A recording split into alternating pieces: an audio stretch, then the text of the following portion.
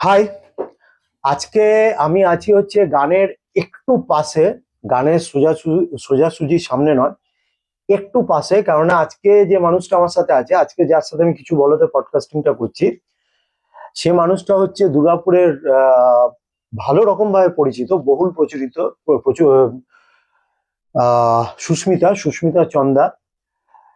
Anchor হিসেবে যথেষ্ট পরিচিতি, এবং তার সঙ্গে একটা খুব বড় পরিচিতি ওর আছে, সেটা হচ্ছে ওর নিজের কবিতার স্কুল আছে, সুস্মিতা নান্দনিক বচন হিসেবে।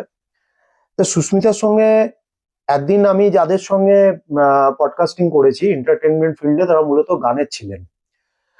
আজকে সুস্মিতা প্রথম, যে হচ্ছে অ্যাঙ্কার, এবং কালকেও প্রোগ্রাম করেছে কৌশানী মৌসুমীর সাথে। তা আমি সুস্মিতাকে প্রথমে বলবো যে তুমি এই লাইনটা এলে কিভাবে, মানে অ্যাঙ্কারিং লাইনটা হঠাৎ করে কি করে তোমার আসার কথা মনে হলো? এই প্রফেশনটা এই প্রফেশনটায় আমি এলাম বলতে, আমি ছোটবেলায়, মানে ছোট বলতে কলেজে পড়ার সময়, তখন আমি এনসিসি করতাম। তো এনসিসি করার সময় আমাদের ওই বিভিন্ন জায়গায় পাঠানো হয়, আরডিসি ক্যাম্প হয় আমাদের। তো সেই সময় আমার এক বান্ধবী গান গাইছিল, এবং সেখানে আমি ছিলাম। আমাকে ক্যাম্প কমান্ডেন্ট স্যার বলে যে তার আগে কিছুটা বলে দেওয়ার জন্য। এবার ছোট থেকে আমি কবিতা ভালোবাসি, মায়ের কাছে কবিতা শিখতাম এবং কথা গুছিয়ে বলতে পারি, সবাই বলে সেই হবে। তো আমি মাইক্রোফোন হাতে নিয়ে একদম র্যান্ডামলি বলতে শুরু করি, এবং এই বলতে শুরু করা, এবং সেখানে যারা ক্যাম্প কমান্ডেন্ট স্যার ছিলেন, বিভিন্ন ক্যাম্পসের, আমরা কাঁচরাপাড়ায় ছিলাম সেই মুহূর্তে, তারা ভীষণ প্রশংসা করে, এবং তাদের এই প্রশংসাটা আমার ভীষণ আকর্ষণ করে, এবং আমার নিজের কণ্ঠস্বরটা মাইক্রোফোন শুনে আমার ভীষণ ভালো লাগে। তো সেখান থেকে আমার কবিতা এই অ্যাঙ্কারিং এর দিকে বা সঞ্চালনার দিকে আকর্ষণ তৈরি হয়। আবার অ্যাকচুয়ালি একটা জিনিস এখান থেকে দেখার আছে, সেটা হচ্ছে প্রত্যেক মানুষেরই কিছু না কিছু তার ন্যাচারাল এবিলিটি থাকে। সুস্মিতার ন্যাচারাল এবিলিটি কিছুদিন, মানে ও একটা সময় বুঝতে পারলো যে ওর একটা আলাদা এবিলিটি রয়েছে, যেটা সবার মধ্যে থাকে না, সেটা হচ্ছে কথা বলা, অনর্গল কথা বলা, এবং কথা বলাটা এমন ভাবে যেটা মানুষের কাছে অ্যাট্রাকটিভ হয়। তো সেটা ও, কারণ এই ঘটনাটা যেটা বললো যে এনসিসি ক্যাম্প করছিল, সেখান থেকে একদিন ওকে, যেহেতু হয়তো ও তার আগে কথাটা এরকম ভাবে বলতো, কেউ খেয়াল করেছিল, ওকে কমান্ড্যান্ট বললেন যে তুমি অ্যাঙ্কারিং করো। তো এইরকম মানুষের কিন্তু নিজের প্যাশনটা ফলো করা উচিত, বা নিজের যেটা স্ট্রং পয়েন্ট আছে, প্রত্যেক মানুষের কিছু না কিছু থাকে, সেটা কিন্তু মানুষের ফলো করা উচিত। কারণ সত্যি কেউ জানে না যে কোথায় কার কি লেখা আছে। তো তারপর তুমি অ্যাঙ্কারিং এ কমার্শিয়ালি কবে এলে? কমার্শিয়ালি এলাম। আম, আমার মাস্তুতো দিদি 24 পরগনায় থাকে, তার একটা আচ্ছা, নাচের গ্রুপ আছে। আচ্ছা। তখন আমি 9-10-এ পড়ি। প্রথম হুম, আমার রোজগার এই হুম, প্রফেশনে হুম, 300 টাকা। সেই দিদির নাচের গ্রুপের প্রোগ্রামে আমি একটা স্ক্রিপ্ট করে সে তাদের নাচের মাঝে মাঝে বলি। তো হুম। সেইটা ভীষণ ভাবে আম, আমার দিদির ওখান থেকেও সবাই প্রশংসা করে, এবং দিদি প্রত্যেকটা নাচের অনুষ্ঠানে হ্যাঁ। আমাকে আলাদাভাবে ওই 300 টাকা 200 টাকা আমি গেলে দিতাম। তারপরে অনেকটা বড় হওয়ার পর আমি যখন দুর্গাপুরে এলাম, তো ইয়েস। এইখানে হুম, আমরা সবাই জানি যে তনয়া আছে। তনয়া খুব ভালো নৃত্যশিল্পী। হুম, তনয়ার একটা কবিতার অনুষ্ঠানে তনয়া আমাকে কবিতা বলতে শোনে, হুম, শুনে আমার কণ্ঠস্বর তার ভালো লাগে। হুম। তো সে মহিষাসুর মর্দিনী একটা কনসেপ্টে পুজোর সময় করছিলেন। তখন উনি আমার সঙ্গে যোগাযোগ করে যে সুস্মিতা, আমার একটু অ্যাঙ্কারিং করতে হবে। দুর্গাপুরে প্রথম অ্যাঙ্কারিং এর স্টেজ আমাকে তনয়া দিয়েছিল। তো ধরো তুমি কমার্শিয়ালি এগুলো, ধরো তুমি 200-300 টাকার মধ্যে করতে, তো কমার্শিয়ালি ফার্স্ট সাকসেস তোমার, যেটা মানে সলিড আর কি, যে তুমি বুঝতে পারলে যে না, এটা আমার লাইফে একটা বড় পার্ট হবে, সেরকম কমার্শিয়ালি তুমি ফার্স্ট টাকাটা কবে পেলে, কোন প্রোগ্রামে পেলে? কমার্শিয়ালি ঠিক কবে থেকে পেয়েছি সেরকম ভাবে আমি বলতে পারবো না। এরকম ভাবে ছোট ছোট অনুষ্ঠান দিয়ে করতে আস্তে করতে আস্তে টাকার অঙ্কটাও বাড়তে থাকলো। বাড়তে থাকলো। আমি হুম, যেভাবে একটা অনুষ্ঠান থেকে সেখানকার অর্গানাইজাররা হুম। আমার নাম্বার নিল, তারা তাদের পরবর্তী অনুষ্ঠানে আমাকে যোগাযোগ করলো। এইভাবে বিভিন্ন ভাবে এগোতে থাকলো। তুমি যে, আচ্ছা, অ্যাঙ্কারিংটা তুমি মোটামুটি কোন বছর, এই যে সময়কার কথা বলছো, যখন তুমি দেখলে আস্তে আস্তে এবার তোমার প্রোগ্রামটা যারা দেখছে, সেখান থেকে কিন্তু এসে অন্য মানুষরা খোঁজ নিয়ে যাচ্ছে, অন্য লোকেরা খোঁজ নিয়ে যাচ্ছে যে এটা কে অ্যাঙ্কারিং করছিল, তাহলে আমাদের প্রোগ্রামের জন্য বলবো। হুম হুম হুম সেখানে পাড়ার কেউ থাকতে পারে, পাড়ার অর্গানাইজিং কমিটি থেকেও থাকতে পারে, কোনো অর্গানাইজার থাকতে পারে। তো এইটা মোটামুটি কোন বছরে? কোন বছর আমার ঠিক বলতে পারবো না, মানে হুম। আমার ঠিক মনে নেই ঠিক কোন বছর আমি এভাবে পেয়েছি। তবে এটা আমার যদি মানে বলা হয় আন্দাজ যে, মোটামুটি হ্যাঁ মানে আমার সঞ্চালনার কেরিয়ার যদি বলা হয়, সেটা 10 বছর প্রায় হয়ে 10 বছর হয়ে গেল। প্রায়, হ্যাঁ। আমি সঞ্চালক হিসেবে মোটামুটি 10 বছর কাজ খুব করছি। শিগগিরই আমরা এই পডকাস্টেই হয়তো একটা জুবিলি মানাবো কিছুর আর কি। আমরা ডিকেট মানাতে পারি, এক ডিকেট হয়ে গেছে, একটা যুগ হয়ে গেছে। হ্যাঁ। তো এই যে এক যুগ প্রায় হয়ে গেল, তুমি দুর্গাপুর ছাড়া কোথায় কোথায় গেছো অ্যাঙ্কারিং এ? আমি দুর্গাপুর ছাড়া ঝাড়খণ্ড গেছি। ওয়াও, হ্যাঁ। আমি দুর্গাপুর, বোলপুর, কলকাতার দিকে গিয়েছি, বেহালার দিকে গিয়েছি, হুম। এরকম বিভিন্ন জায়গায়, তুমি কি পাকুড়ে গিয়েছি। তুমি কি এখন কি মোটামুটি তোমার দুর্গাপুরেই করো না এখনো বাইরে করো? কারণ সবসময় মানুষ একইভাবে করতে পারে না। না, বাইরেও করি, বাইরে করি। আমি কোথায় যাচ্ছি, এবং অ্যাকচুয়ালি ইভেন্ট গ্রুপটা আমি কিছু যাদের পরিচিত কাজ করছি তাদের সঙ্গে বেশি যাই, হ্যাঁ, কারণ আমি তুমি প্রফেশনাল। দেওঘর যাও? হ্যাঁ, একবার গিয়েছিলাম। কারণ শ্রাবণীদের প্রচুর প্রোগ্রাম দেখেছি হ্যাঁ, দেওঘরে না, হয়। শ্রাবণীদের হয়, শ্রাবণীর সঙ্গে দেওঘর আমি যাইনি, কিন্তু হ্যাঁ। আমি অন্য গ্রুপের সঙ্গে আচ্ছা। গিয়েছি। হুম। আর মানে কিছু সিলেক্টিভ ইভেন্ট গ্রুপ আছে, তাদের সঙ্গে কাজটা করি। হুম। তারা যেভাবে রাখে, এবং তার সঙ্গে আমার ছুটির ব্যাপার থাকে, কারণ আমি প্রফেশনালি একটা অন্য চাকরি করি, হ্যাঁ, সেখানে ছুটি ছাটার ব্যাপার থাকে। তো ফুল টাইম ভাবে আমি অ্যাঙ্কারিংটা করতে পারি না, আমার ছুটি না, ম্যানেজ করে সন্ধ্যাবেলা থেকেও ফুল টাইম হয়ে যায়।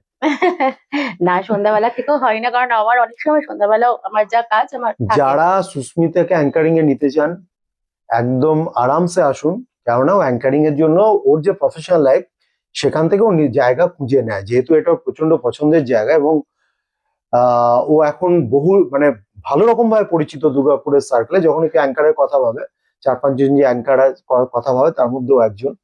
তা সেই জন্য কেউ যদি ভাবেন যে সুস্মিতাকে ডাকবেন, তো আরামসে ডাকতে পারেন, কারণ ওর প্রফেশনাল যে কাজটাও করে, চাকরি যেটা করে, সেটার সঙ্গে এটা ক্ল্যাশ হবে না, সে সময়ও হ্যাঁ, খুঁজে বার করে দেবে। হ্যাঁ, সেটা হয়ে যায়, সেটা চেষ্টা, মানে প্যাশন তো। হুম। প্যাশন মানুষ সবসময়, মানুষ যেমন প্যাশনকে ফলো করে, হুম। তেমন প্যাশনও মানুষের পেছন ছাড়ে না। এটা গুড, এটা গুড ওয়ান। এটা হচ্ছে অ্যাঙ্কারের কথা, গুড ওয়ান, যে প্যাশন মানুষকে ফলো করে, মানে মানুষ প্যাশনকে ফলো করে, প্যাশনও মানুষকে ছাড়ে না। তো হাজার চেষ্টা করলে, মানে আমার যদি ছবি আঁকাটা প্যাশন থাকে, আমি যেখানেই যাই যদি আমি সুন্দর ছবি দেখতে পাই, তাহলে আমি রং তুলি নিয়ে বসবোই, মানে আমি ওটাকে ছাড়তে পারবো না, এবং আমি যেখানেই যাব সেখানে ওই বিষয়ে আলোচনা বা ওই বিষয়ে দৃশ্য আমার চোখে পড়বে। ঠিক সেরকম আমার সঞ্চালনা খুব কাছের। আমি মাঝখানে কিছুদিন ব্রেকও নিয়েছিলাম, আমি করিনি সেই সময়টুকু, কিন্তু আমি যেখানেই কোনো ব্রেকটা কিসের অনুষ্ঠান, জন্য নিয়েছিলে? ব্রেকটা কিছু নিজের পার্সোনাল প্রবলেমস ছিল, সেই জন্য আচ্ছা। ব্রেক নিয়েছিলাম, আমি করিনি। এই জন্য না যে অমিতাভের মতন পার্সোনাল কিছুদিন একটু একা থাকবো, তারপর না, না, মহব্বতে না, করবো, ওইরকম না। না, কিছু প্রবলেম কিছু হচ্ছিল তার জন্য। প্রবলেম ছিল, তাই অ্যাঙ্কারিংটা বন্ধ হুম। করেছিলাম। হুম। তো সেই সময় হুম।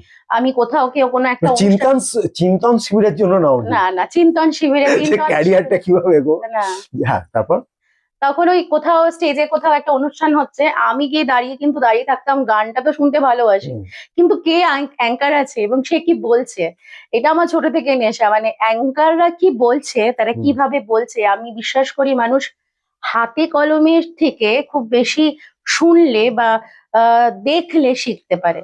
তো আমি প্রচুর দেখি বা প্রচুর শুনি, যারা করে, যারা নতুন আসছেন তাদেরটাও শুনি, আমার আগে যারা করেছেন বা আমার কালিগ যারা আছে এই জায়গায় তাদেরটাও শুনি, এবং তাদের ভুল যদি কিছু হয় সেটা থেকেও আমি শিক্ষাটা নিই, ঠিক হলে সেটাকে আমি কপি পেস্ট করার চেষ্টা করি বা নিজের মতো মডিফাই করার চেষ্টা করি। এই কথাটা যেটা সুস্মিতা বললো, এটা সবার জন্য অ্যাপ্লিকেবল এবং খুব ইম্পর্টেন্ট জিনিস, যে নিজের ছাড়াও অন্যেরা যারা আছে সমসাময়িক ফিল্ডে, মানে একই ফিল্ডে, তাদেরকে দেখা, নতুন প্লাস যারা অলরেডি সিনিয়র হয়ে গেছে তার থেকে, বা যা তার থেকে বেশি নাম করেছে বা এনিথিং, কিন্তু প্রত্যেকে দেখাটা খুব দরকার, কারণ প্রত্যেকের মধ্যে কিছু না কিছু শেখার আছে। আপনি যেটা করছেন, আরেকজন মানুষের যে একই ফিল্ডে আছে তার থেকেও দেখবেন কিন্তু কিছু না কিছু অল্প কিছু শেখার আছে। সুস্মিতা, এই যে এক যুগ ধরে তুমি অ্যাঙ্কারিং করছো, তা কি চেঞ্জ দেখেছো? অনেক পরিবর্তন দেখেছি। পোশাকের একটা পরিবর্তন এসেছে, ভাষা শৈলীর মধ্যে পোশাকের পরিবর্তন এসেছে। আগে অ্যাঙ্কারিং, 10 বছর আগেও অ্যাঙ্কারিং বলতে স্টেজে ওয়ান পিস পরে ওঠাটা রেশিওটা যা ছিল এখন তার থেকে রেশিওটা অনেকটা বেশি হোয়াট ডু পরিবর্তন। মিন বাই ওয়ান পিস মানে ওয়েস্টার্ন ড্রেস বা ফিউশন ড্রেস এরকম, আগে বেশিরভাগ মেয়েরা শাড়ি পরেই অ্যাঙ্কারিং করেছে, আমি দেখেছি যেগুলো। হ্যাঁ, এখন কমার্শিয়াল প্রোগ্রাম শাড়ি পরে অ্যাঙ্কারিং করতো। হ্যাঁ, এখন সেটা হয় না। এখন তারা ড্রেসের মধ্যে, সাজগোজের মধ্যে অনেকটা পরিবর্তন, অনেক পরিবর্তন। তারপর কথা বলার ধরনের মধ্যে একটা সঞ্চালনা, একটা সময় ছিল যে একটু টেনে কথা বলে বা খুব গুরুগম্ভীর কিছু শব্দ ব্যবহার করে সঞ্চালনা করা হতো, কিন্তু এখন সেটা আস্তে আস্তে পরিবর্তন হয়েছে। এখন খুব মানুষের কাছে পৌঁছানোর মতো, মানে মানুষের সঙ্গে ইন্টারাক্ট করার মতো সামান্য কিছু ভাষা, যেগুলো সহজে মানুষ নিতে পারবে। কারণ সঞ্চালকের কাজ হচ্ছে এই যে আমরা যারা মাচা, কথাটা শব্দটা এসছে, মাচা করি বা স্টেজ করি, এই মাচা আর নিচে সামনে যারা দর্শক বসে আছে তাদের সঙ্গে একটা যোগসূত্র তৈরি করা এবং সমস্ত অনুষ্ঠানটা একটা মালায় গাঁথা। এটা হচ্ছে আমি মনে করি একজন সঞ্চালকের কাজ। তো সেইটা করতে গেলে যারা সামনে বসে আছে তাদের সঙ্গে ইন্টারাক্ট করতে গেলে বা তাদের সঙ্গে কথোপকথন করতে গেলে তাদের কাছাকাছি পৌঁছাতে হবে। আমি এমন কোনো একটা জায়গায় গেলাম, মানে আমার দর্শক নির্বাচন করতে হবে। আমি একটা গ্রামে গেলাম, সেখানে এমন একটা জায়গায় গেলাম যেখানে আমার কঠিন শব্দটা ব্যবহার করলে তারা অতটা ভালো নেবে না, হয়তো বুঝবে কিন্তু ভালো অতটা মনের কাছে পৌঁছাবো না। সেখানে আমাকে তাদের মতো করে কথা বলতে হবে, মানে তাদের মনের কাছে পৌঁছানোর মতো ভাষা আমাকে চয়ন করতে হবে। তারা কোনটা পছন্দ করবে সেইভাবে আমাকে এগোতে হবে। আমি অবাক হয়ে যাচ্ছি একটা কথা সুস্মিতা বললো। আমি বিশ্বাস করুন, কিছুদিন আগে একটা গ্রুপের বসন্ত উৎসব নাম দিয়ে যেরকম হয় গান বাজনা সেরকম হচ্ছিল, সেখানে একজন ভদ্রলোক নিজে থেকেই সঞ্চালনা করছিলেন, ওনার নিজে ইন্টারেস্টে করছিলেন। তো আমি খেয়াল করলাম যে ভদ্রলোকের গলা খুব ভারী, যেরকম সঞ্চালনার হয় আর কি, ছেলেদের গলা খুব ভারী গলা। তো যখন অনুষ্ঠান শেষ করে বেরিয়ে যাচ্ছিলেন, আমি ওনাকে বললাম যে দাদা একটা কথা বলবো। আমি বললাম যে এটা একান্ত আমার ব্যক্তিগত ধারণা, এক হচ্ছে আপনার গলা ন্যাচারালি খুব ভারী, তো আপনি সেটাকে আর ভারী করতে যাবেন না। আর সেকেন্ডলি আমার এটা মনে হচ্ছে, আমি কিন্তু সুস্মিতা আজকে বলছে তখন আমি বলেছি তো অ্যাবসলিউটলি আমাকে জানি, আমি বললাম যে কথাগুলো যেহেতু আজকাল মানুষের অ্যাটেনশন স্প্যান খুব কমে গেছে, আমরা একটা রিলস দেখতে গিয়ে আজকাল আর পুরো রিলস কেউ দেখে না। একটা রিলস যেটা আগে লোকে কষ্ট করে বানাতো পুরো দেখবে, সেটুকু কেউ দেখে না, হার্ডলি 5 সেকেন্ডও দেখে কিনা সন্দেহ। তো সেখানে একটা মানুষ যখন টেনে টেনে আস্তে আস্তে কথা বলছে, অবভিয়াসলি মানুষের ব্রেন পাল্টে গেছে, সেটা সে শুনবে। তাই ভদ্রলোককে বললাম যে কথাগুলো অত গ্যাপ না দিয়ে তাড়াতাড়ি করে বলুন, কারণ মানুষের ধৈর্য এখন কম। তা সুস্মিতা বোধহয় এই ধরনের কিছু একটু কথা বললে, তো আমি অবাক হয়ে যাচ্ছি। না, গ্যাপটা প্রয়োজন আছে। মানে আমি যে শব্দটা উচ্চারণ করছি সেটা হুম, দর্শকের কানের পর্যন্ত যাবে। তো আমি যদি এখন যেভাবে কথা বলছি এইভাবে যদি মাইক্রোফোনে বলি, হুম, তাহলে সেক্ষেত্রে অত তাড়াতাড়ি ওরা ক্যাচ করতে পারবে না একটানা। হুম, তখন একটুখানি কেটে কেটে বলাটা প্রয়োজন। কিন্তু মানে আমি বলছি শব্দ, যেমন ধরুন অন্তরের অন্তঃস্থল হইতে আপনাদেরকে ভালোবাসা দিলাম। এই অন্তরের অন্তঃস্থল থেকে এই শব্দটা যদি আমি দেখি যে না এই পরিবেশটাই এই শব্দটা নেবে, তাহলে আমি এটা দিলাম। কিংবা আমি যদি দেখলাম না এই পরিবেশটা ঠিক অন্তরের অন্তঃস্থল থেকে বা অন্তরের অন্তঃস্থল হইতে শব্দটা না নেয়, তাহলে আমাকে বলতে হবে যে আপনাদের সকলের জন্য অনেক ভালোবাসা, আপনারা অনেক ভালো থাকুন, শ্রদ্ধা গুরুজনদের জন্য, দিয়ে আমি আমার অনুষ্ঠান শুরু করছি। এইভাবে আমি আমার কথা বলতে পারি। আমার ডিপেন্ড করবে প্রথমত আমি কি প্রোগ্রাম করছি, আর আমি কোথায় করছি, মানে আমার দর্শক বা শ্রোতাকার, এবং আমি কি বিষয়ে প্রোগ্রাম করছি তার উপরেও একটু পড়াশোনাও প্রয়োজন। আজকাল পড়াশোনাটা কমে গেছে, সঞ্চালক বা সঞ্চালিকার প্রচন্ড পড়াশোনা করা প্রয়োজন। যেই বিষয় করছে, সব স্টেজ নয়, কিছু স্টেজে তো অবশ্যই প্রয়োজন। ন্যাচারালি। কারণ ধরুন যেখানে টিনেজারদের প্রোগ্রাম, এক গাদা ছেলে ধরুন দাঁড়িয়ে আছে সামনে, সেখানে গিয়ে যদি কেউ বলে, অ্যাঙ্কার বলে আর কি, যে আমি আমার অন্তরের অন্তঃস্থল থেকে আমি ভালোবাসা যাচ্ছি, তার রিয়াকশন কি হবে আপনারা বুঝতে হ্যাঁ, পারছেন। তারা তো নেবে না। সেখানে কথাটা চেঞ্জ হয়ে যাবে। হ্যাঁ, এবার আমি যদি কিছু মানুষ যারা পড়াশুনো করেন বা যারা একটা এজে পৌঁছেছেন, যারা বিষয়বস্তুটা জানে, আমি এজেরও যাচ্ছি না, তাদের সেরকম একটা সবাইকে যদি আমি এই ভাষাগুলো, ডিপেন্ড করে আমি ভাষা চয়নটা বা শব্দ চয়নটা কোন দর্শকদের উপলক্ষে। আমার তো মূলত কথা বলা দর্শকদের উদ্দেশ্যে। ডেফিনেটলি দর্শকদের সঙ্গে ডাইরেক্টলি। সুস্মিতা, আমি বলছি ধরো কোনো তুমি গ্রামে গেলে, হুম। তো সেখানে গ্রামে তো ভাষাটা অন্যরকম হয়, তো একটু আন্দাজ দাও আমাদের, মোটামুটি তুমি সেখানে কিভাবে কথা বলো, কারণ শহরের মতন তো কথাটা হয় না। না, গ্রামের লোকদের পুরুলিয়া বাঁকুড়া বা তাদের একটা ভাষা, নিজস্ব মিষ্ট ভাষা, মিষ্টি ভাষা, হুম, তাদের একটা মাটির কিরকম? আলাদা মিষ্টি, যেমন ওরা যেমন গ্রামের ভাষায় কথা বলে, কিন্তু বাঁকুড়ার বাকরি ভাষায় কথা বলছে। কিন্তু আমি কি রঞ্জনাটা বাকরি ভাষায় করবো? না, আমি শুদ্ধ বাংলা ভাষায় করব, কিন্তু আমি আমার চলিত ভাষায় করব। মানে সেখানে গিয়ে আমি খুব গভীর গম্ভীর, বাঁকুড়ার মানুষরা ভীষণ এডুকেটেড হয়, কিন্তু হুম। গ্রামের মানুষরাও আমার মনে হয় পড়াশোনাটাও বেশি করে, আমি যতদূর জানি বা আমি যতদূর দেখেছি। বাঁকুড়া তো মানে প্রচুর ভালো এবং গ্রামের ইয়ে বেরোয়, মানুষদের পড়াশোনা আছে, ভালো এখনকার ছাত্রছাত্রী ছেলেমেয়েরা বেরোয়। এখনো বই নিয়ে পড়ে। হুম। আমাদের এখন যেমন, এখনকার জেনারেশন যেমন মোবাইলেই ডুবে গেছে, পড়াশোনাটা নেই, কারণ এটা আমাদের হুম। খুব দুঃখের বিষয়। কিন্তু পড়াশোনা আছে, পড়াশোনাটা অনেকটা ল্যাপটপে বা মোবাইলে হয়। না, পড়াশোনাটা নেই, কারণ বলছি আমাদের মাধ্যমিকের পর আমরা শরৎচন্দ্রের সমগ্র পড়বার চেষ্টা করেছি, আমরা তুমি পড়াশোনা বঙ্কিমচন্দ্র বলতে পড়েছি। বলছো ওই হ্যাঁ, পড়াশোনা, ভীষণ অর্থাৎ প্রয়োজন, মানে আমাদের নিজেদের সাহিত্যটাকে পড়া প্রয়োজন। মানে আমাদের নিজেদের যেটা বলে হচ্ছে নিজেদের সংস্কৃতির উপর পড়াশোনা, হ্যাঁ, ভীষণ প্রয়োজন, সেটা ভীষণ চলে প্রয়োজন। গেছে। হ্যাঁ, এটা একদম তো একদম ঠিক। বই একদম। পড়ার নেশা, যত বই পড়া যাবে তত জানা যাবে। আগেকার মানে আমি বলছি, তখন যখন আমাদের দেশ স্বাধীন হচ্ছে সেই সময়কার কথা বলছি, সেই সময় মেয়েরা অতটা সবাই স্কুল টুল যেতেন না।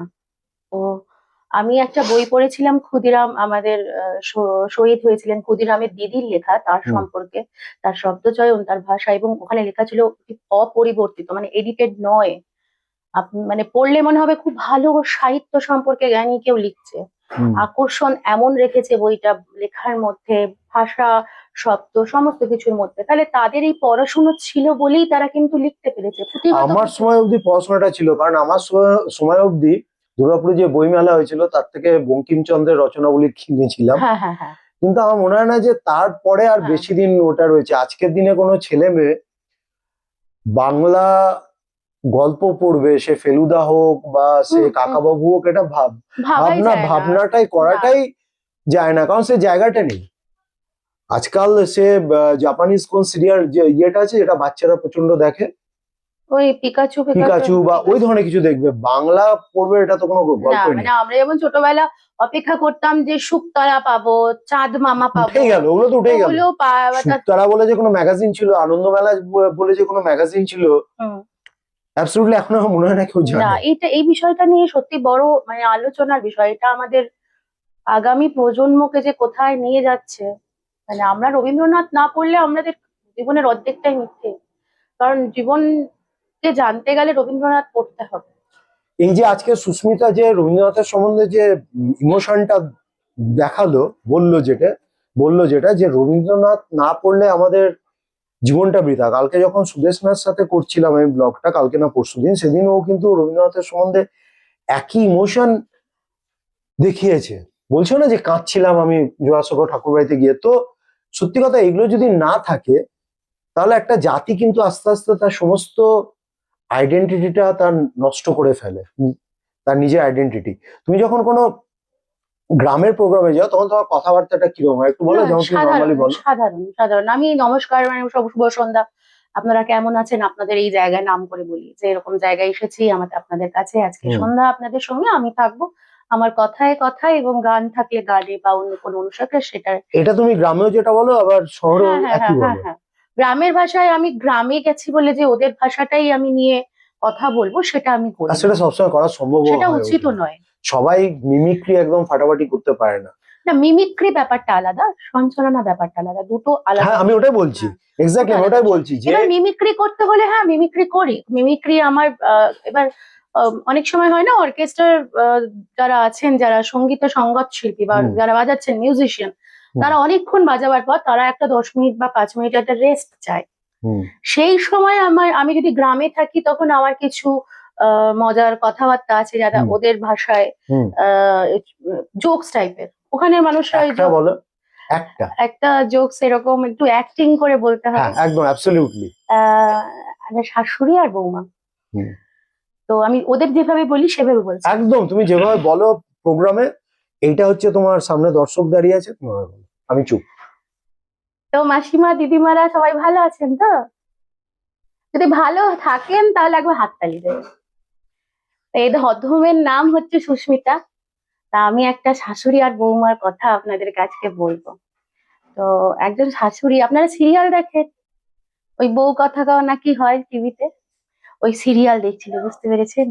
বৌমাটা এত ভালো, এত ভালো, এত ভালো, কি বলবো।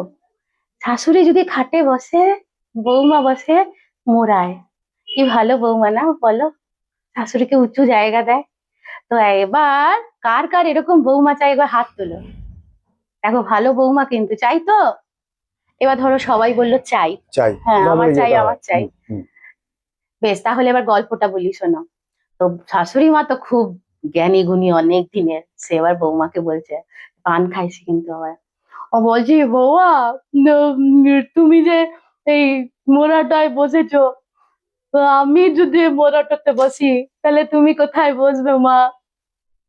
এবার বৌমার নামও লক্ষ্মী, গুণেও লক্ষ্মী। তো লক্ষ্মী বৌমা বলবে, মা, আপনি যদি এই মোড়াটাতে বসেন, তাহলে আমি নিচে পিঁড়িটা টেনে নিয়ে আপনার পায়ের কাছে বসবো মা। আপনি হলেন গুরুজন, আপনার সঙ্গে কি একসঙ্গে বসা যায়? তো খুশি হলেন তো? তো এরকম বৌমা থাকলে আরেকবার হাততালি। এরপর বৌমা, আবার শাশুড়ি তো ছাড়বার পাত্রী নয়, শাশুড়ি এবার বৌমাকে বলছে, কি ভালো বৌমা, যদি আমি ওই পিঁড়িটাতে বসি, তাহলে তুই কোথায় বসবে মা, বলো দেখি। বৌমা মাথার ঘুমটাটা ঠিক করে নিয়ে বলছে, মা, আপনি যদি পিঁড়িটাতে বসেন, তাহলে আমি ভুঁইয়ে বসবো। কি ভালো না? আরেকবার হাততালি হয়ে যাক বৌমার জন্য। এবার সবাই হাততালি দিল। আচ্ছা, আবার শাশুড়ি মা এবার আবার পান খেতে খেতে জিজ্ঞেস করছে, আচ্ছা বৌমা, আমি যদি ওই পিঁড়িটাতে বসি, পিঁড়িটা ছেড়ে ভুঁইয়ে বসি, তো তুমি কোথায় বসবে ভাই? এও হাল বলো। বৌমা চালাক আছে, বৌমা বললো, মা, আপনি ভুঁইয়ে বসলে আমি 4 হাত গর্তগুলো মা আপনার পায়ের কাছে বসবো। লক্ষ্মী বৌমা ভালো, এবার জোরে হাততালি দাও। হাততালি কমে যাচ্ছে, কিন্তু হাততালি জোরে, এবার হাততালিটা বুঝতে পারছো ওরা কমে যাচ্ছে। এবার মা ছাড়বার পাত্র নয়, কিন্তু বৌমা, আমি যদি গর্তটাতে বসি, হুম, বলো, কোথায় বসবে? বৌমা খুব লজ্জা পেয়ে গেল, খুব আস্তে করে বলল, মা, আপনি যদি গর্তে বসেন, আমি ওপর থেকে মাটি দিয়ে দেবো। এবার কার কার এরকম বৌমা চাই, হাত তোলো। এটা হচ্ছে গ্রামের দিকে। আচ্ছা, অ্যাঙ্কারদের একটা খুব ভয়ের জিনিস হচ্ছে, যখন শিল্পীরা গান করতে উঠতে দেরি করে, এটা একটা খুব ভয়ের জিনিস। কারণ ওই টাইমটা অ্যাঙ্কারদের ফিল আপ করতে হয়। এবার মানুষকে এন্টারটেইনও করতে হবে, তোমাকে কথা বলতে হবে এরকম ভাবে। একদিকে মানুষ অধৈর্য হচ্ছে, কারণ যে শিল্পী সে উঠবে, অথচ অ্যাজ এ অ্যাঙ্কার তোমার ডিউটি হচ্ছে ওই টাইমটাকে ফিল আপ করার। তখন তুমি নর্মালি ছোট দু একটা একটা বলো যে যেরকম তুমি করো সেই সময়টা টাইম ফিল আপ করার জন্য। কখনো কখনো আমি কোনো শায়রি বলি, হিন্দি শায়রি বলি, প্লিজ দু একটা। প্লিজ হয়ে যাক। शायरी। अपने सपनों को भूल के जिया तो क्या जिया, अपने सपनों को भूल के जिया तो क्या जिया, है दम तो इसे पाके दिखा। लिख पत्थर पे अपना नाम, लिख पत्थर पे अपना नाम, और समुंदर को बोल, है दम तो इसे मिटा के दिखा। এরকম কিছু শায়রি থাকে। তো আরেকটা আরেকটা হোক, এরকম একটা হিট আরেকটা হোক। আম, बोल तेरे नाम क्या लिखूं, अरे बोल तेरे नाम क्या लिखूं, इश्क लिखूं या प्यार लिखूं, बोल तेरे नाम क्या लिखूं, वक्त लिखूं या वक्त तेरे ही नाम लिखूं, अरे बोल तेरे नाम के लिखूं, जिंदगी लिखूं या जिंदगानी तेरे नाम लिखूं। তো এই লাইনটা কিন্তু আপনারা কার জন্য ইউজ করতে পারেন, ভেবে দেখুন কার জন্য ইউজ করবেন। সুস্মিতা, আমি একটা বলবো, যারা এই লাইনে আসতে চাইছে ছেলে মেয়েরা, তো তাদের জন্য তুমি কি বলবে, মানে হোয়াট শুড দে ডু, মানে কি করা উচিত? প্রথম কথা, আমার ন্যাচারাল এবিলিটি থাকা উচিত। প্রথম হ্যাঁ, কথা মানে তার থাকা উচিত আমার যার মনে হয় শিল্পী, যে কোনো শিল্পী, কেউ শিল্পী না জন্মে পরে তৈরি হয় না, তারা জন্মগতভাবে সেই জিনিসটা নিয়ে আসে। তাদের মধ্যে সেই জিনিসটা হওয়ার একটা কখনো না কখনো প্রবণতা দেখা যায়, বা সেটাকে ক্যাপাবিলিটি থাকা দরকার, ক্যাপাবিলিটি কিন্তু থাকা দরকার, ন্যাচারাল একটা সহজাত ক্যাপাবিলিটি। সহজাত। সহজাত, ঠিক। আর সঞ্চালকদের ক্ষেত্রে যেটা হচ্ছে সব থেকে বেশি আমি অপছন্দ করি, সেটা হচ্ছে কাগজ দেখে বলা। প্রথমত কাগজ না দেখে, মানে হাতে কখনো নাম দেখবার জন্য কাগজ, যেটা বলা সেটা হচ্ছে আই কন্ট্যাক্ট থাকবে দর্শকের সঙ্গে, যেন তোমার সরাসরি কথা হয়। সেক্ষেত্রে আমি যদি একটা কাগজ দেখে বলি, দেখে দেখে বলি, দর্শকরা নিজেদের মতো কথা বলবে। এবং একটা গান বা একটা অন্য কিছু, অন্য অনুষ্ঠান যেগুলো চলছে, সেগুলোর জন্য যেমন অপেক্ষা করে থাকবে দর্শকরা, তেমন একজন অ্যাঙ্কারের কথা শুনবার জন্য যেন অপেক্ষা করে থাকে। সেই জায়গাটা নিজের মাথায় সবসময়, যে আমি যখন উঠবো তখন যেন দর্শক আমার দিকে তাকিয়ে থাকে, তারা যেন নিজেদের মধ্যে কথা না বলে। সেইটা যদি নিজের মধ্যে থাকে তাহলে বাকিটা সে তৈরি করে নেবে। কারণ আমি এইটা নিজেকে ফলো করে দেখেছি। আমি মানে টাচউড বা আমার ঈশ্বরের শ্রদ্ধা কিনা জানি না, আমি যখন মাইক্রোফোন নিয়ে উঠি, আমার সামনে দর্শক বা শ্রোতা বন্ধুরা আমার দিকে কিন্তু তাকিয়ে থাকে, এবং খুব ভালো করে মতো তারা আমার সঙ্গে ইন্টারাক্ট করে। এটা আমি এনজয় করি, এবং আমি মনে করি এটা এটা, শুনে আমার খুব ভালো লাগলো। হ্যাঁ মানে আমি কিছু অন্য কিছু করছি না, আমি সঞ্চালনা করছি, আমি কথা বলছি, কিন্তু আমার এই কথাটা শোনার জন্য আমার যারা শ্রোতা আছে, তারা মোবাইল ঢাকছে, নিজেরা কথা বলছে, বা বাড়ি গিয়ে রুটি বানাতে হবে সেই গল্প করছে, সেটার জায়গায় তারা আমার কথা শুনছে, হাসছে, ইন্টারাক্ট করছে। এটা আমার প্রাপ্তি, দর্শকদের সঙ্গে গল্প করাটা খুব দরকার। ভীষণ প্রয়োজন। আপনাকে খালি মানে কেউ খালি কথা বলে গেল, এইটা করলে কিন্তু সে অ্যাঙ্কার ভালো হবে না। দর্শকদের সঙ্গে যেরকমই দর্শক হোক, হুম। যে বয়সের হোক, যেরকমই দর্শক হোক, তার সঙ্গে গল্প করার মতন কানেক্ট করা, এটা কিন্তু অ্যাঙ্কারের প্রচন্ড দরকার। এবং তথ্য থাকবে। আমি একটা সঙ্গীত দিবসের অনুষ্ঠানে গেছি, তথ্য থাকবে, মানে তথ্য, প্রোগ্রামটা সম্বন্ধে এবং যে গানগুলো গাইছে তার সম্বন্ধে একটু তথ্য থাকবে, একটু জানার জিনিস থাকবে, যেটা মানুষ জানতে পারবে। নইলে কেন আমার বক বক শুনবে? কার এত সময় আছে আমার কথা শোনা? আমার কথার মধ্যে কিছু থাকতে হবে, তবে তো মানুষ শুনবে। মানে আমরা যারা কিছু বাচিক, সত্যতা থাকতে হ্যাঁ হবে। কিছু সত্যতা, কিছু ইনফরমেশন, কিছু থাকতে হবে, বা কিছু আনন্দ। আমরা যারা বাচিক শিল্পী বলে আমাদেরকে, তো আমরা যারা বাচিক শিল্পী, তারা আমরা কথা বিক্রি করি। আমরা যারা সঞ্চালক, আমরা কথাটাকে স্টেজে গিয়ে কথাটাই আমরা দিই, সেই কথাটা যেন কথার মতো কথা হয়, সেরকম কথা হয়, যেখানে আমার দর্শক শ্রোতা যদি আমাকে দেখতেও না পাচ্ছে, তারা যেন, আমরা তো রেডিও শুনি, আরজেদের শুনি, কিন্তু তাদের তো আমরা দেখতে পাই না চোখে, কিন্তু আমরা শুনতে থাকি। তো সেইটা ভীষণ দরকার, যে আমরা কি বলছি, কি তথ্য দিচ্ছি, তার মধ্যে কতটা মানুষের ভালো লাগা থাকবে, মানুষের। আরেকটা পয়েন্ট মনে হয়, নিজেকে যে অ্যাঙ্কার হতে চাইছো, নিজেকে এমন একটা জায়গায় মানে নিজেকে নিয়ে যাও। একটা জিনিস কিন্তু সুস্মিতা যেটা বললো, আমার শুনে মনে পড়লো, মানে মনে হলো আর কি, যে সত্যি কথা, রেডিও জকি যে আমরা, যাদের কথা আমরা এত শুনি, কলকাতায় গেলে তো আমরা দুর্গাপুর শুনতে পাই না, এফএম তো সেরকম নেই, কিন্তু কলকাতায় গেলে তো রাজ্যের এফএম চ্যানেল, এবং সেখানে প্রত্যেক মুহূর্তে গম গম করে ভয়েস ভেসে আসছে, এবং তারা এমন ভাবে কথা বলেন যেন জীবনে দুঃখ কষ্ট কিছু নেই, এসে এই কষ্টগুলো মিটে যাবে একটা গান শুনলেই। কিন্তু যে মানুষটা প্রোগ্রাম অ্যাঙ্কারিং করছেন, তিনি কিন্তু ফিজিক্যালি সামনে দাঁড়িয়ে আছেন। আর যে মানুষটা, রেডিও জকি যে মানুষটা, সে মানুষটা হতে পারে একজন মানুষ যে হয়তো এক মুখ দাড়ি, গালটা ভেঙে গেছে, চেহারাটা লুজো হয়ে গেছে, কিন্তু গলাটা দারুণ। কিন্তু এটুকু মনে রাখবে, ফিজিক্যাল যখন অ্যাঙ্কারিং কেউ করছে, তখন কিন্তু সেই মানুষটাকে চোখের সামনে দেখতে পাচ্ছে, সেই মানুষটা যে কথাটা বলছে তার সঙ্গে তার দেখা চেহারা যদি কিছুটা মিল না থাকে, তাহলে সে কিন্তু ইন্সপায়ার করতে পারবে না।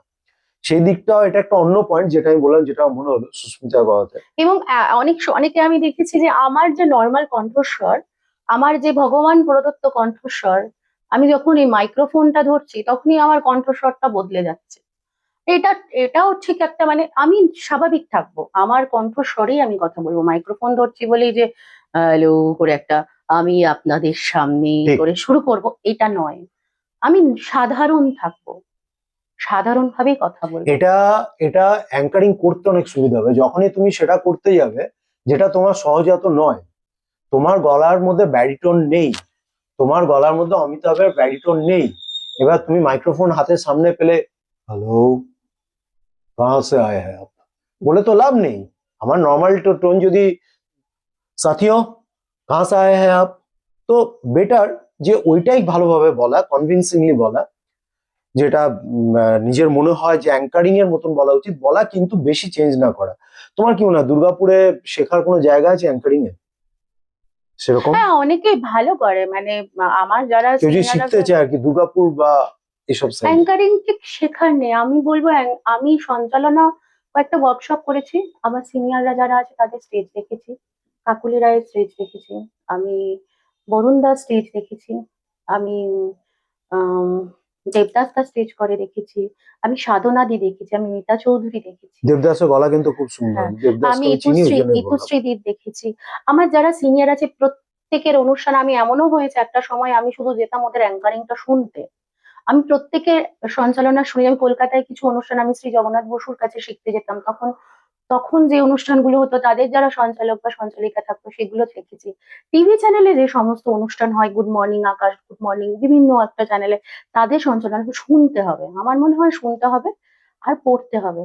মানে আমি যত পড়বো তত আমার রসদ বাড়বে, আমার রসদ যত বাড়বে আমি তত স্টেজে গিয়ে কথা বলবো। স্টেজে গিয়ে অনেক কথা বলে দিলাম, মানে গানের লোকদেরও গান গাওয়ার সময় হলো না আমি অনেক কথা বলে দিলাম, সেটাও না, এটাও একটা দায়িত্ব সঞ্চালকদের। এক্স্যাক্টলি, হ্যাঁ, যে এটা আমি একটা মাত্রা থাকা উচিত যে আমি কতটা কতটা কথা বলবো, বললাম। কোথায়, ঠিক, মানে একদম আমার ঠিক। বলাটার জন্য যেন এমন না হয় যে স্টেজ লাস্টে প্রোগ্রাম লোকে এক্সিড বিরক্ত হয়ে হয়ে গেল। যাচ্ছে। হুম। এটাও মানে আমি আমার এটাও আমি লাস্ট প্রোগ্রামটা যেটা জনিদার প্রোগ্রাম ছিল, এসডি মোহাম্মদ রফির জন্য ছিল, সেখানে গিয়েও আমি শুনলাম, মানে আমার যারা হৈমন্তী ওরা ছিল, যে তোমার যেটুখানি বলার তুমি সেইটুখানি বলেছো, এটা ভালো লেগেছে। মানে আমার, আমি বলবো বলার মধ্যে ইনফরমেশন থাকবে, বলার মধ্যে আনন্দ থাকবে, কিন্তু আমি বলেই যাব না, আমি ঠিক ততটুকুনি বলবো।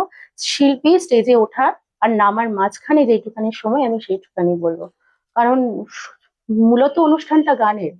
This is a very good suggestion. এটা কিন্তু যেটা বলেছে আহ, সুস্মিতা, সেটা অত্যন্ত ঠিক, যে আমার কিন্তু মূলত কাজ হচ্ছে দুজন শিল্পী বা একজন শিল্পী গান শেষ করেছেন উঠবেন, বা একজন নেমে গেছেন আর একজন উঠবেন, তার মাঝখানে সময়টা ভরানো। I am not the main person. এবার আমি আমার নিজের অ্যাঙ্কার এটা প্রতিষ্ঠিত করার জন্য আমি কথা বলতেই থাকলাম, সে শিল্পী নিচে দাঁড়িয়ে আছে মাইক্রোফোন হাতে নিয়ে এসে উঠবে, এটা একদম মানে করা উচিত নয়, একদমই করা উচিত নয়, বেশি কথা বলা উচিত নয়।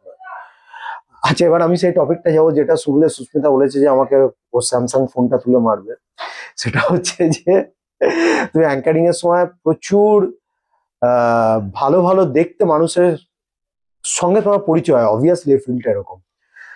তো কোনো সময় তোমার এরকম হয়েছে যে কাউকে থেকে খুব ভালো লেগেছে, বা এরকম কিছু হয়েছে কোনো সময় যেটা থেকে হয়তো তুমি তারপরে বেরিয়ে এসছো, কিন্তু তোমার হয়েছে এরকম কিছু? ভালো লাগা প্রত্যেককে, মানে যারা ভালো গান গায় তাদের গান শুনে ভালো লেগেছে, এবার ভালো লাগাটা যদি পার্সোনাল লেভেলের ভালো, আমি ওইভাবে ভাবিনি, মানে আমি গানটাই হয়তো শুনেছি, গান ভালো লেগেছে, সেটা পুরুষ নারী যেই হোক তাকে গিয়ে বলি তোমার গানটা দারুণ গেয়েছো, খুব ভালো লাগলো, বা মাইক্রোফোন নিয়েই বলে দিয়েছি যে এরপর আর কথা বলতে ইচ্ছা করছে না, এরপর পরবর্তী শিল্পীকে ডেকে নেবো, এইভাবে করেছে। কিন্তু না, সেটাকে ক্যারি, মানে পিঠে নিয়ে ঘরে এসে তার সম্পর্কে ভাবা না, সেরকম কোনো কিছু, আমি সেরকম কিছু ভাবনা চিন্তাতে গুড ডিপ্লোম্যাটিক অ্যান্সার। আচ্ছা, আমি একটা জিনিস বলছি, বাই দা ওয়ে আপনাদের বলে রাখি, সুস্মিতা ইজ হ্যাপিলি সিঙ্গেল, তো প্রচুর মজা করেও। তো তুমি মজা মানে যেহেতু তোমার ইউ আর হ্যাপিলি সিঙ্গেল, তো সিঙ্গেল থাকার জন্য কি কি মজা করো তুমি এখানে, মানে ওর আমি প্রচুর ভিডিও দেখি ঘুরতে যাওয়া হয় এইরকম, তার মজা কি কি করো? না, আমি সিঙ্গেল থাকার জন্য কোনো মজা করি না, আসলে আমি নিজেকে খুব ভালোবাসি, তো আমি এটা এটা কিন্তু একটা ভালো কথা, নিজেকে খুব ভালোবাসি, নিজেকে খুব এটা খুব ভালো ভালোবাসি, কথা বললো। কারণ আমি আমি যেটা রিয়েলাইজ করেছি যে আমি হচ্ছে সুস্মিতা, সুস্মিতাকে ভালো রাখার দায়িত্ব সুস্মিতারই সবার আগে, ভেরি তারপর গুড। আমাকে ভালো রাখার দায়িত্ব আমি কাউকে দিতে চাই না, আমি রিস্ক নেবো না।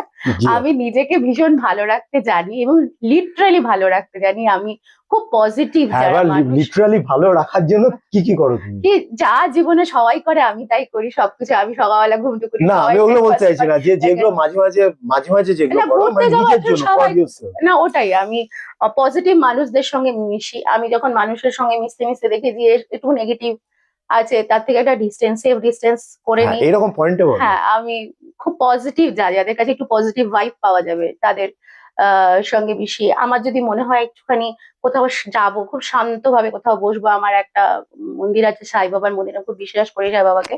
তো আমি সাই বাবার মন্দিরে বসে থাকি, আমি ওনার সঙ্গে খুব কথা বলি, ইন্টারাক্ট করি বাবার সাথে। তার সঙ্গে আমার যা প্রবলেমস আছে আমি বলি এবং সেটা সলভ হয়ে যায়, মানে আমার প্রবলেমস একদম নিজে থেকে প্রায় সলভ হয়ে যায় যদি এরকম কিছু হয়।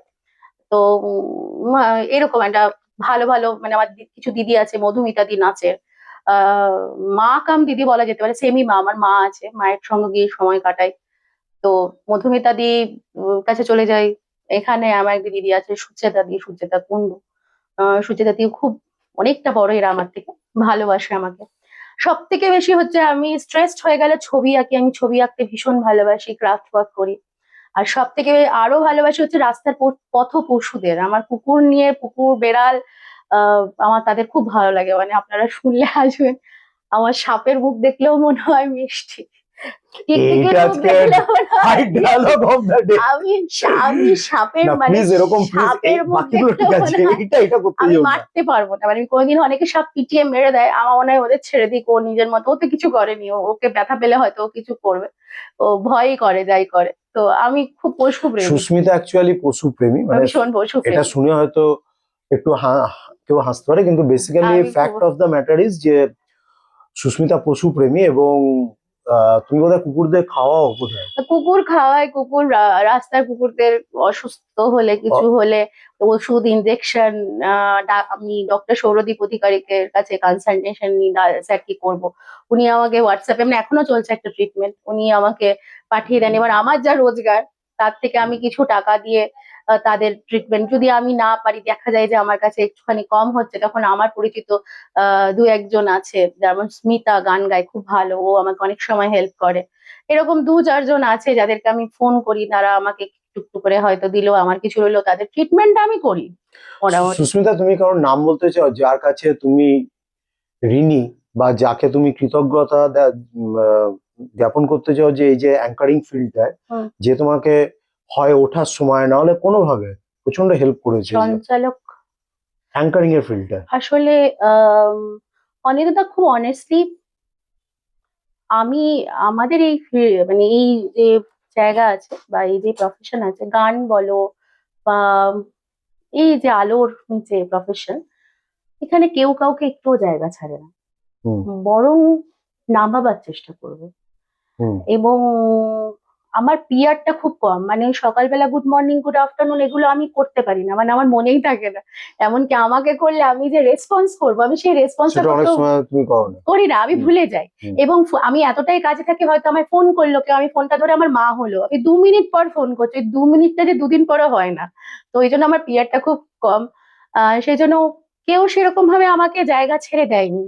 আমাকে সুস্মিতাকে নিজেকে নিজে ডেভেলপ করতে হয়েছে, নিজেকে নিজে, আমাকে কেউ জায়গা ছেড়ে পড়াশোনা দেয়নি। করে, যেগুলো বললো যে পড়াশোনা করে, তারপরে দেখে, মানে লাইভ দেখে আর কি, বাকি সহ অ্যাঙ্কার বা যারা ওর থেকে সিনিয়র বা যা নতুন হয়তো করছে দেখা হয় যে কোনো প্রত্যেককে একটা দেখে। সিনিয়র কোনোদিন হয়তো আমাকে একটা স্টেজে দিয়েছিলেন, কিন্তু তারপরে আবার সেও চেষ্টা করেছে যাতে আমি পরবর্তী হ্যাঁ, না যখন সে পারি, দেখেছে যে আরে তোমাকে দিতে গিয়ে তো তার জায়গাটা আস্তে আস্তে হাসতে কমে হয়ে যাচ্ছে, যাচ্ছে, হ্যাঁ। তখন হ্যাঁ। তো সেটা হয়।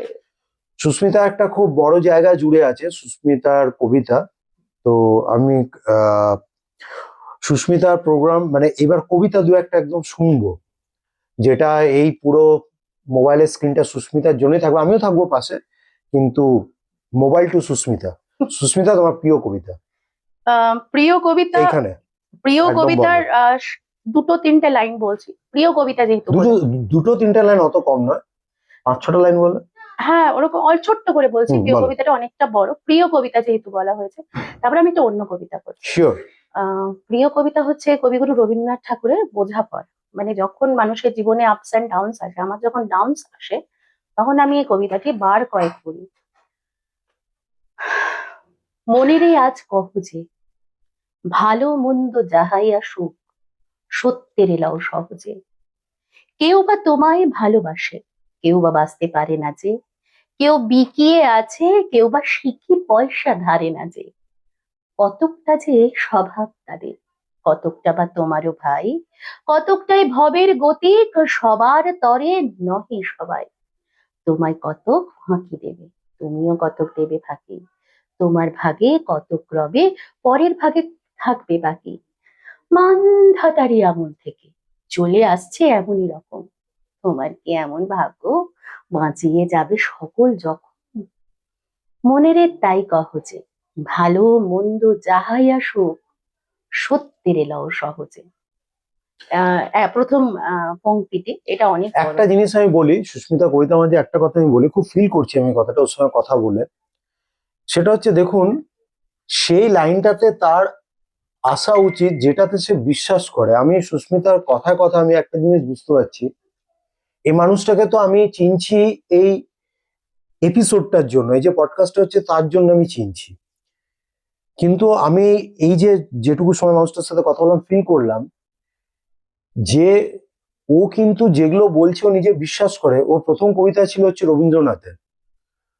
ও যে কথাবার্তাগুলো বলছে দেখুন, সেগুলো কিন্তু আলাদা। যে আমাদের নিজেদের সংস্কৃতিকে আমরা আস্তে আস্তে তার জায়গায় মোবাইল জায়গা নিয়ে নিচ্ছে, সংস্কৃতি থেকে দূরে হয়ে যাচ্ছি। তার মানে যে ফিল্ডও আছে অ্যাঙ্কারিং, এটা তো আলটিমেটলি একটা সংস্কৃতিরই ফিল্ড। হতে পারে সেটা জাঁকজমকপূর্ণ, কিন্তু তারই ফিল্ড এটা। ও কিন্তু সত্যি মানুষটা সেরকম, মানুষটা এরকম নয় যে যে মুহূর্তে প্রোগ্রামটা শেষ হয়ে গেল সে মানুষটা এই জগৎটার সঙ্গে কোনো যোগই নেই আর।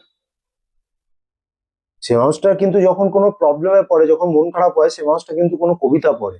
তা এইটা কিন্তু আমার মনে হয় যে যে ফিল্ডে আছেন তার সঙ্গে সত্যি দিলসে, মানে অন্তর থেকে তার কানেক্টেড হওয়াটা খুব দরকার, সেই জিনিসটাতে বিশ্বাস করাটা দরকার।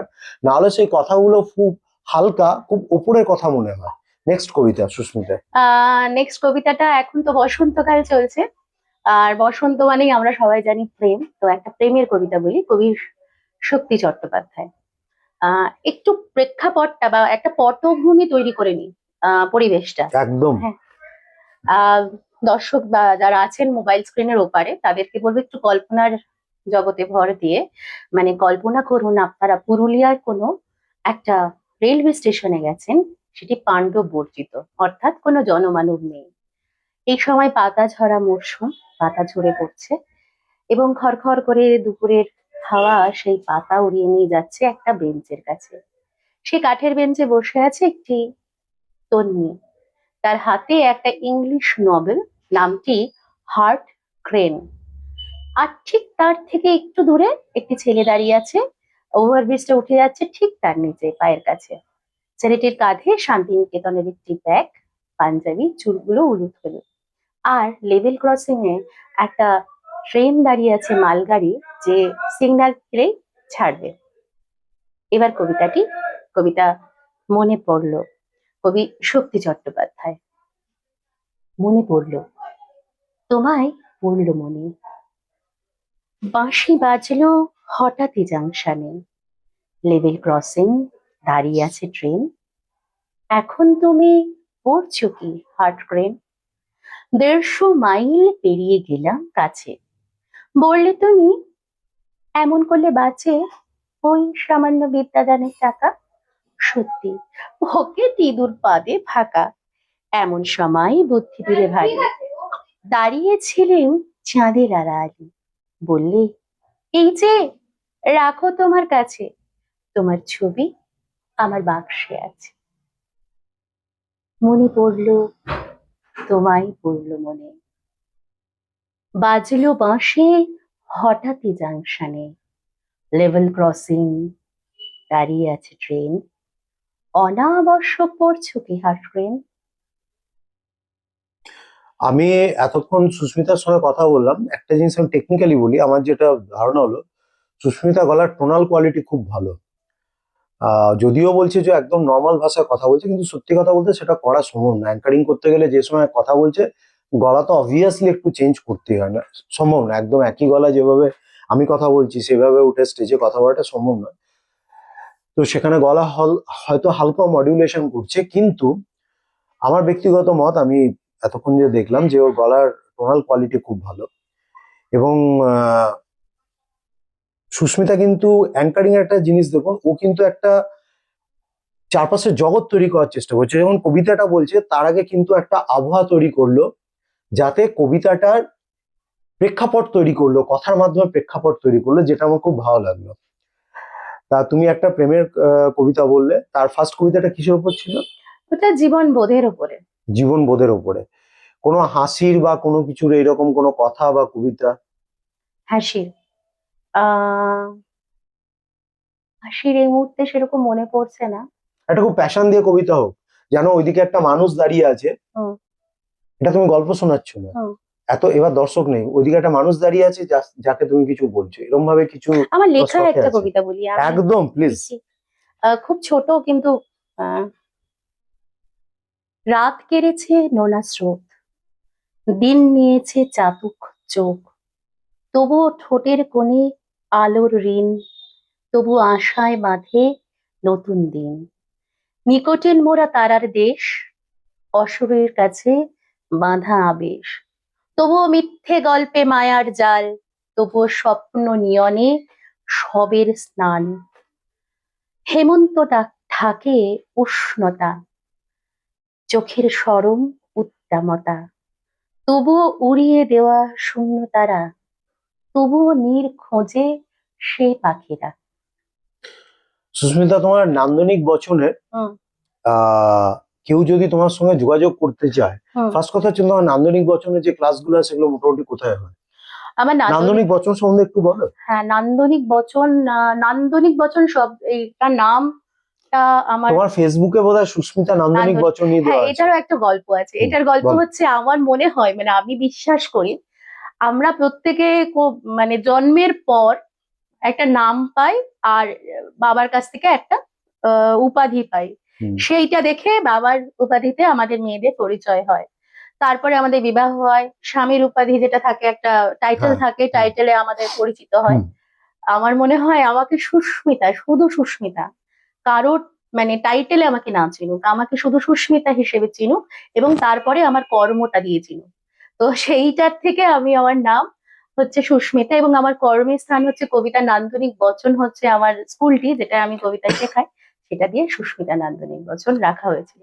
এবং সত্যি বলতে এখন সবাই আমাকে সুস্মিতা নান্দনিক বচন হিসাবেই চেনে, হ্যাঁ, এবং এটা আমি অ্যাকচুয়ালি গর্বিত। আমি কিছুদিন আগে, এই কিছুদিন মানে বেশি দিন না, 2-3 দিন আগে আমি কাউকে বলছিলাম যে এরপরে একটা পডকাস্ট করব, সুস্মিতার সঙ্গে কথা বলছি, আমি সুস্মিতা বলেছে করবে। তা ও সঙ্গে সঙ্গে বললো সুস্মিতা, সুস্মিতা নান্দনিক বচন, তো এই কথাটা যেটা বললো এটা কিন্তু ঠিক একদম। তো এটা বলছি আমার সাকসেসফুল, আমি আমার চিন্তাধারায় হ্যাঁ, অ্যাকচুয়ালি মানেটা তো ঠিক আছে, বচন মানে তো কথা, কথা। নান্দনিক মানে সুন্দর কথা, তো একদম ঠিক আছে, আমার তাই মনে হয় হ্যাঁ, নান্দনিক হ্যাঁ, বচন হ্যাঁ, মানে হ্যাঁ, সুন্দর কথা। হ্যাঁ। তো আমি বলছি যে তোমার সাথে কেউ যদি তোমার কাছে নান্দনিক বচনে ক্লাস করতে, সেটা কিভাবে করবে এবং আমার সঙ্গে যদি যোগাযোগ করতে হয়, আমি ব্যানার্জিতে ক্লাস নিই। ব্যানার্জিতে আমার ক্লাসেস গুলো কোথায় হয়, চেক করতে আমার ক্লাস হয়, সিটি সেন্টারে আমার ক্লাস আছে, এডিশনে আমার ক্লাস হয় এখন অব্দি। আর যদি যোগাযোগ করতে হয় তাহলে তুমি কি আমার, তোমার মোবাইল নাম্বারটা বলবে, যদি কারো ইচ্ছে হয় ব্লগটা দেখে যে যোগাযোগ করবে? হ্যাঁ, আমাকে যদি কেউ যোগাযোগ করতে চান তাহলে আমাকে ফোন করা যেতে পারে 9064996882। আমি ঠিক। আবার বলে দিচ্ছি, 9064996882, আমাকে যোগাযোগ করতে করা যেতে পারে, আমি সেই হিসাবে করাতে পারি। এটা কি তুমি অ্যাঙ্কারিং শেখা, মানে কবিতা শেখো, না অ্যাঙ্কারিংটাও তুমি? দুটোই দুটোই, অ্যাঙ্কারিংও শেখানো হয়, কবিতাও শেখানো হয়, দুটোই করো? দুটোই শেখানো হয়। আচ্ছা, ভেরি ফাইন। তো এছাড়া সুস্মিতা, তোমার মুখে বলছি, তোমার কণ্ঠে এত সুন্দর কণ্ঠ, কণ্ঠ আর কি নান্দনিক কণ্ঠ, তাদেরকে একটা গান শোনা যাবে? গান খুব একটা ভালো জানি না, মানে আমি গান খুব বেসুরো গাই, তবে অনিন্দ্যদা যখন বলছে একটা রবীন্দ্রসঙ্গীতের একটুখানি শোনার চেষ্টা করছে, কিন্তু প্লিজ আমাকে, আমি খুব বেসুরো, অসুর মানে আমি। প্লিজ, এটা হচ্ছে নর্মাল আমরা যেমন হ্যাঁ, গান গাই নিজেরা, ওই রকম, মানে এটা ওরকম। Nothing special. হ্যাঁ। চলো। বিধুর বিকল হয়ে খ্যাপা পবনে ফাগুন করেছে হাহা ফুলের বনে। বিধুর বিকল হয়ে খ্যাপা পবনে ফাগুন করেছে হাহা ফুলের বনে। আমি যত বলি তবে এবার যে যেতে হবে, আমি যত বলি তবে এবার যে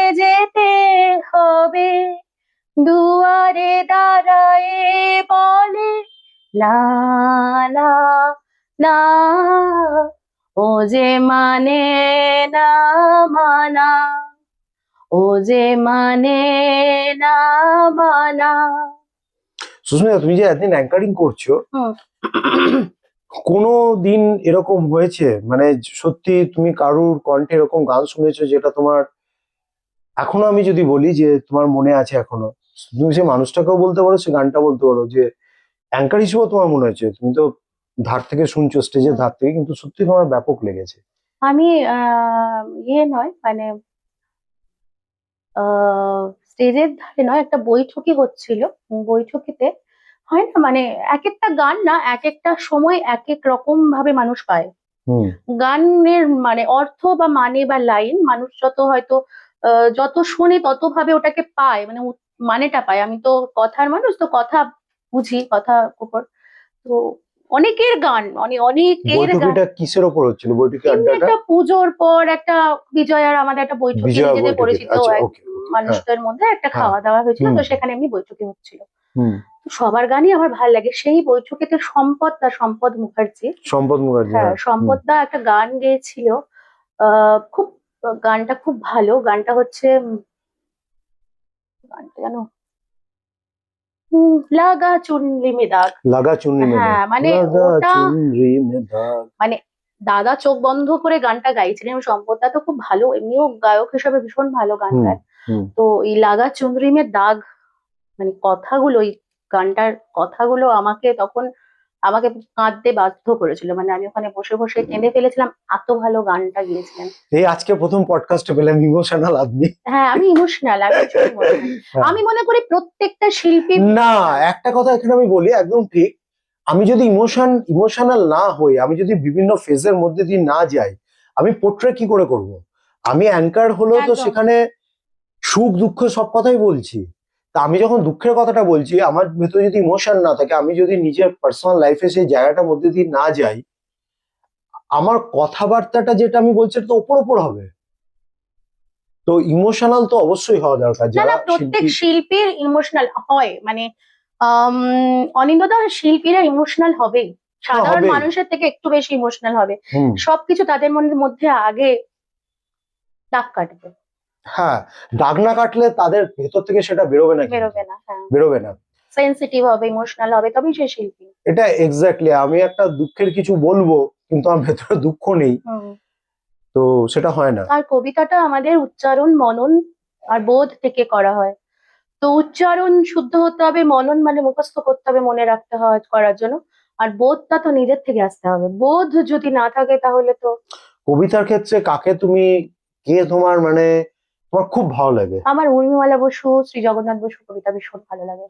আর ওনাদের পরে কাউকে সেরকম তোমার আলাদা করে মানে স্পেশাল কিছু মনে হয় না? না মানে সবাই ভালো করছে এখন, অনেকেই খুব ভালো করছে, তাদেরটা শুনছি, কিন্তু না, নাটক আর কবিতার মধ্যে একটা সূক্ষ্ম উম ভাগ আছে, ভাগ আছে। আলাদা আর কি। সেইটাকে মানে উম মানে ধরো একটা লাইন আছে, কোথাও একটা শব্দ আছে, আমি আসছি তুমি দাঁড়িয়ে থেকো। হুম তো আমি যদি কাউকে বলি যে মানে আমি আমার যখন ওই লাইনটা আসছে যে হুম আমি আসছি তুমি দাঁড়িয়ে থেকো, হুম এটা যদি আমি আমার বন্ধুকে বলি, হুম। আমার বন্ধুকে বলছি, তাহলে আমি তাকে কিভাবে বলবো?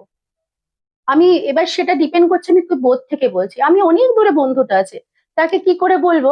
তাহলে আমি বলি, "এই আমি আসছি তুমি দাঁড়িয়ে থেকো", এইটা না বলে আমি যদি বলি আমি আসছি তুমি দাঁড়িয়ে থেকো, এইটা হবে না। এটা হচ্ছে নাটকীয় ওর মধ্যে, মানে দূর তা থেকে বলার কবিতায় মধ্যে তফাৎ। কোনটা, কবিতায় কোনটা হয়? কবিতায় কম মানে অতটা টেনে বলাটা, আচ্ছা।